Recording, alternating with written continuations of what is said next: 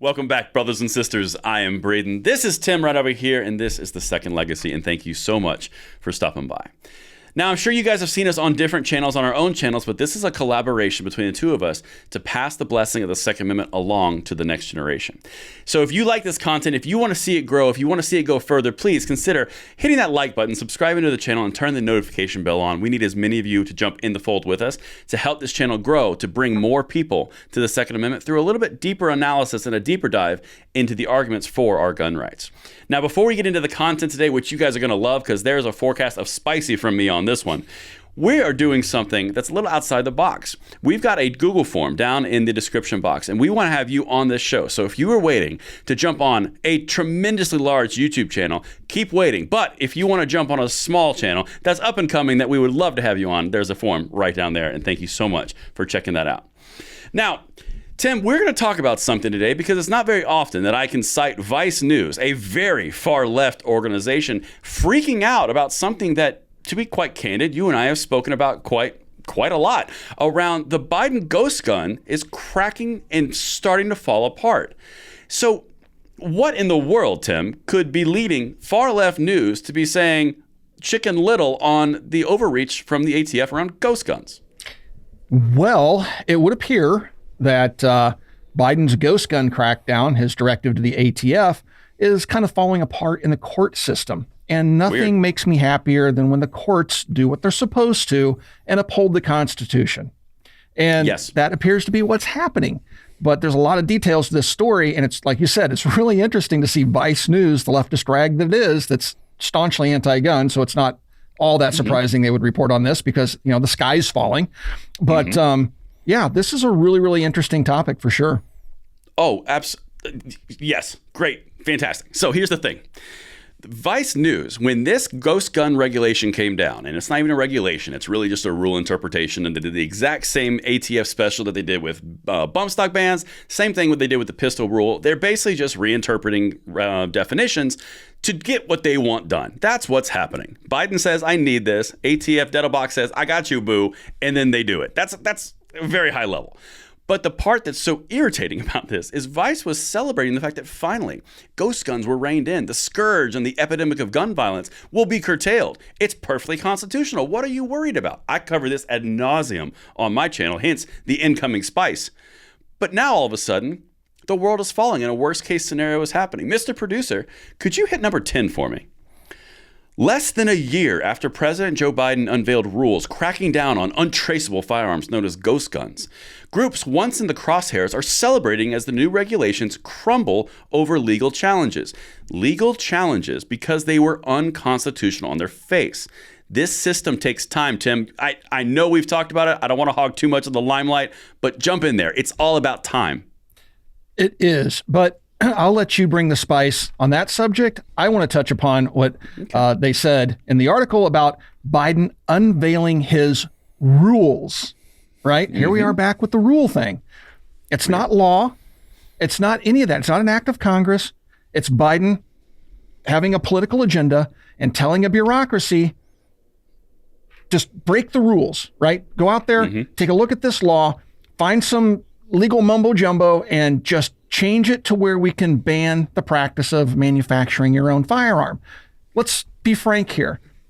What they're talking about is the ability of Americans to make their own firearm. We've always had that right in this country. It's nothing new. The ghost gun is just new terminology meant to demonize the practice of making your own firearm. We can make our own tools. We can make any tool we want, but for whatever reason, firearms are viewed differently with certain groups, political groups within the United States. And now they want to use rules because they can't get Congress to do anything because Congress understands, for the most part, they understand the importance of that. They're not going to pass a law restricting that. So Biden just tells the ATF, go make them go away. And then they act surprised, Vice News, they act surprised when the courts go, no, you can't really do that. And so it's just, I love it because so often, you know, folks in the Second Amendment community get so wound up thinking this is the end all when something like this happens that life's coming to an end. There's nothing we can do after this. And right here, we have the courts doing what they're supposed to be doing. And this isn't the only example. Go back a few videos in our library. You're going to see that we talk about over and over again, the courts are supporting the Second Amendment right now. And so this is the time for us to bring these types of cases to the courts because we have a favorable Supreme Court. And they appear to be on the warpath with these crazy rules. Oh, absolutely. Yes, Tim. Join the spice. I love it. So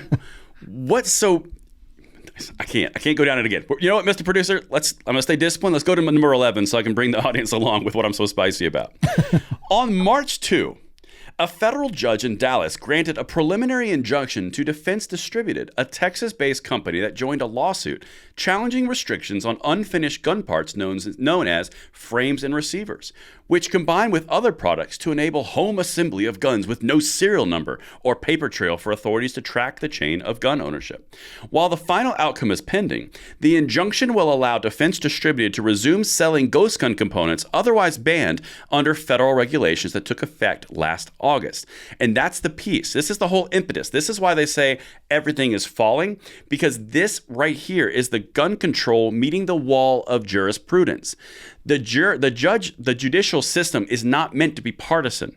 That's the entire point. Did you violate the Constitution? Did you not? That's the question at hand here. It's not what you hear sometimes in the disagreeing briefs from the SCOTUS of completely ignoring constitutionality, but the fear and the potential and the emotion. This is why we have the judicial system. This is why when these things hit, we focus so heavily on this is unconstitutional and it will take time. But you're seeing this again and again crossing multiple different avenues of rights. You've got oh my goodness gracious, the repaying of the debt or writing off of the debt. That was just in the SCOTUS, the preliminary hearings. You've got the ATF in all their different ways. You've got the EPA with West Virginia versus EPA with carbon dioxide redefinitions. All of these things are going in that direction, but that's why they're saying it's crumbling, because it is unconstitutional. And they've got the first cases coming in with preliminary injunctions, which are going to be permanent injunctions. We covered this a lot more in depth on different avenues. But, oh goodness, see, I'm getting all, You got to take number 12. I can't. I'm too amped. Well, I want to touch upon something here with number 11. So this is coming out of the Fifth Circuit, right? And the Fifth Circuit has been really, really favorable to 2A issues lately. And of course, this ruling is going to have limited scope because it's in the Fifth Circuit's jurisdiction, much like the bump stock case that they just recently decided, where bump stocks are not considered to be machine guns by the Fifth Circuit. So now you have Texas, Louisiana, and other states in the Fifth Circuit's jurisdiction that are now having bump stocks sold to them again. Slide Fire's back in business. They fired up the molds. I've talked to Jeremiah, and they're back in business in the area of the Fifth Circuit's jurisdiction, hopefully because we have two conflicting decisions from two different circuit courts. The Supreme Court will now intervene because you can't have some states operating under federal law in one way and other states operating under federal law in another way. They have to be in sync, and this is what the Supreme Court exists for, one of the many reasons. And so it's really, really interesting to see the Fifth Circuit just hammering away at this. And again, it gets into the whole rule thing, back to braces, back to bump stocks, back to things the Supreme Court has already signaled an interest in. Because we saw that with the EPA versus West Virginia. So obviously the Supreme Court definitely is going to want to hear this one along with the bump stock case, hopefully now that we have two conflicting opinions. Oh, I would completely agree. Well, you know what? I gave you your chance, sir. Now I'm going to read now number you're 12. Going to take Mr. it. Producer. And now Mr. 12. Mr. 12 is mine. The decision from the court in the Northern District of Texas is currently limited in scope. This is where they're afraid. But other ghost gun part retailers are seeking to join with Defense Distributed, and opponents warn it could soon open the floodgates. This is some very fatalistic language. David Pacino, Deputy Chief Counsel at the Giffords Law Center to Prevent Gun Violence, one of the main gun control groups in the United States, which is fighting in court to keep the rules in place, told Vice News his group is bracing for the possibility of disaster in the coming weeks. They don't release those types of things unless they are serious about the implications. Yeah, that's absolutely intriguing. And of course, Vice News is going to freak out along with the gun grabbers like, oh my gosh, there's a disaster brewing. What, a disaster of freedom? It's never been an issue before. It's only been an issue under the Biden administration. It's not like ghost guns, which I hate that terminology as much as I hate the terminology weapon of war, assault weapon, or anything else they throw out there. A ghost gun is just simply a gun you made yourself. There's nothing ghost about it. It has real form, real shape. It's tangible. You can hold it. It's not an apparition. It's not ethereal? Yeah, right. It's not on a box of cereal yet, maybe if we get lucky. But it's just insane that we have to keep having these conversations, because time and time again, this administration keeps going back, trying to push this rule thing, and it gets so tiresome. But it wasn't just Biden. I mean, Trump did the exact same thing. We got the whole to be fair, bump stock thing under President Trump. And don't forget, this is the same president that said, take the guns now, due process later. That would be President Trump that said that. Trump. And this goes back to what we said in a previous video where I said, the Republicans are just as dangerous as the Democrats. We have to keep them both in check and hold those feet to the fire. All the feet. Remember? I think you actually Feet, said that feet, in the other feet. video too. Feet. Yes, not exactly. feet. Hold them feet to the fire. All them feet. And so yes, disaster is brewing. It's called the disaster of freedom, Vice, and I'm sorry it offends you so. Right. But you know something else that I picked before we move on here? This is something that stands out because the details are crucially important. The why is crucially important in all of these fights. Hey, I've got a why for you. Why is Giffords Law Center to Prevent Gun Violence arguing on behalf of the federal government? Hey, there's a why.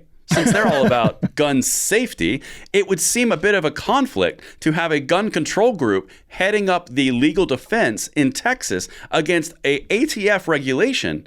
I don't know. That seems kind of incestuous to me, but I'm sure it's perfectly fine. Oh, goodness gracious. But the other thing, that's just something that stood out to me. But the thing that they're the most afraid of here is all these entities that are going to join, because something that we've said in a consistent fashion.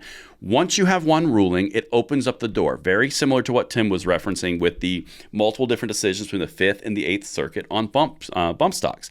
Once you have conflict in the courts, it's a problem.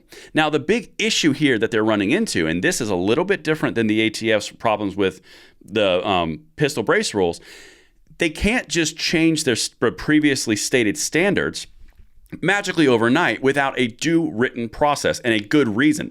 That's in the actual Vanderstock lawsuit, which is the defense distributed. That's what we're talking about, tactical machining. They actually said in that lawsuit, the court system said this in the actual TRO. They said you can't just change laws overnight without a real good reason and an example of why you are diverting from your previously known examples. That directly translates to the ATF pistol brace rule. All of this stuff is tied so close together in this incestuous little ball of control. That's why we hit these things with so much detail. That's why we started Second Legacy, to tie these things together, because we're trying to drive the point home. This is within our realm, and it's all interconnected. Yep, and it's really awesome to see all these decisions being handed down one after the other. So we have a staunchly anti-gun administration come to power, immediately starting, their nonsense of these rule changes and all this other stuff, reinterpreting their reinterpretations of reinterpreted law, and just pushing their political narrative that they cannot get done legislatively through the Congress where it needs to be done, if it's going to be done at all, and just taking it upon themselves to use executive fiat to accomplish their political agendas. And the courts are having enough of it, and it's good that they're having enough of it. And I love the fact that these little weirdos are just, hand-wringing and pearl-clutching over the fact that freedom is being restored to the people. As bad as freedom is, these guys just are losing their minds, and it is so glorious. Matter of fact, I don't drink, but I may actually crack open a non-alcoholic beer this evening in celebration of yet another rule being struck down by courts. You're going NA on me? Yeah, man. I think it has like a half of a percent of alcohol in it, so I can get liquored up if I drink 50 or 60 of them. You've always been the crazier one between the two of us. But I want to show you guys, to bolster Tim's point of what he just said, I'm going to show you the last quote in this that I've pulled out for you guys. Mr. Producer, number 15, this cements it perfectly. The ATF and Biden administration had relied on the federal rulemaking process to respond to ghost guns and bump stocks, but continued losses in the court could force federal authorities to go back to the drawing board. And with control of Congress now split between Democrats in the Senate and Republicans in the House, another legislative deal on guns seems unlikely. Realize what they just said in a Vice article that they published. They relied heavily on the ATF rulemaking process. Yeah, no kidding. But now they're back to the drawing board because it's unconstitutional and it's falling apart. And that was so nice for me to say, Tim. I feel good. I don't know. Maybe the author of this article watches The Second Legacy. Maybe. Because they basically just made our case for us. Maybe they'll fill out They went through every point we've ever made and buttressed those points. Absolutely. Maybe they'll fill in the Google form and they can get on the show. Yeah, hey, Mr. Vice News, if you want to join us and have this discussion, we'd be more than glad to entertain that discussion. It would be an awesome discussion to have because, again, I want to see what you're pearl clutching over. What is it about freedom that you find so scary? You can't cite actual crime statistics because those are trending downwards, except in major cities where your policies reign supreme. You can't cite anything that upholds your position to be so wildly afraid of our Second Amendment rights. It's just pure nonsense and politics and political agendas because there is a movement in this country to disarm the American citizenry because they have other political aspirations that we stand in the way of as long as we have the Second Amendment intact. That's my take on it anyway. Well, I mean, I'll be honest. I feel a little spice stolen, but it's okay. Whatever. We'll get past it. I'm dialing it back a little bit, you know. No rant today, guys. That was the last video. No rants. That was amazing. I think that's a great way to end this video. The article that we're in question here, again, from the far left, they're ringing the alarm bells, guys. They're not bolstering their points and bolstering their forces. They are seriously concerned. As weird as it is to have Giffords Law Center arguing on behalf of the ATF, they are seriously concerned that, air quotes, the floodgates are opening and everything's collapsing around them because they went about it the wrong way in order to garner votes and perceive power. But that's not how our system works. Absolutely. And with that said, folks, thank you for watching The Second Legacy. Please like, share, and subscribe to the channel. We absolutely love having you folks here because it means the world to us. Our mission is to bring you information that you can take forth into the world and have conversations with friends, family, and coworkers and bring them over to our side of the argument because we have the Constitution on our side. We certainly have the argument being just and right on our side. And that's the reason why we're going to continue to win. Because freedom will always prevail as long as you stay politically active. With that being said, we'll talk to you next time on The Second Legacy. Thank you for watching.